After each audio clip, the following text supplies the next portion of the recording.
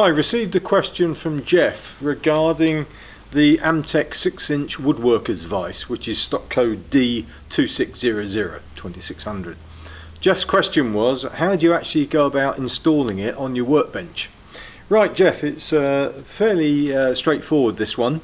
There's the back of the vise in the cast iron. There's a 90-degree, basically a bracket you can see here, and it's got two holes here, two holes here, and they are in imperial 5/16 of an inch, or in new money metric 8mm.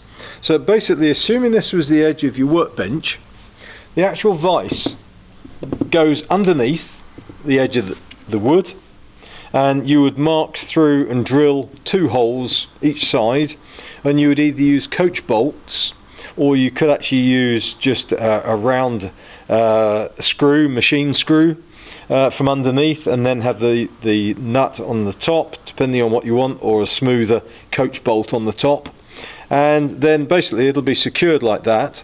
The insides faces of the vise have got threaded holes here, here, here and here, and that's because you line the inside of the vise with two strips of wood, and I'd suggest something like beech or oak or something pretty hard, and that way when you wind up and clamp your wood in there, you won't be getting oily marks off the cast iron, which you'd normally get. And you can make them slightly larger than the jaws, so it'll grip.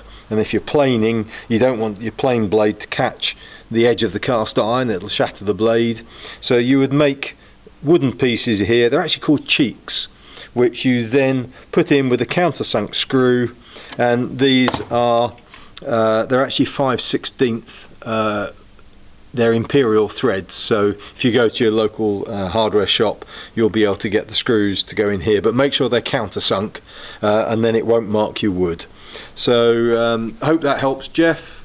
Any other questions, please go to amtechdiy.com, and I'll look forward to answering them.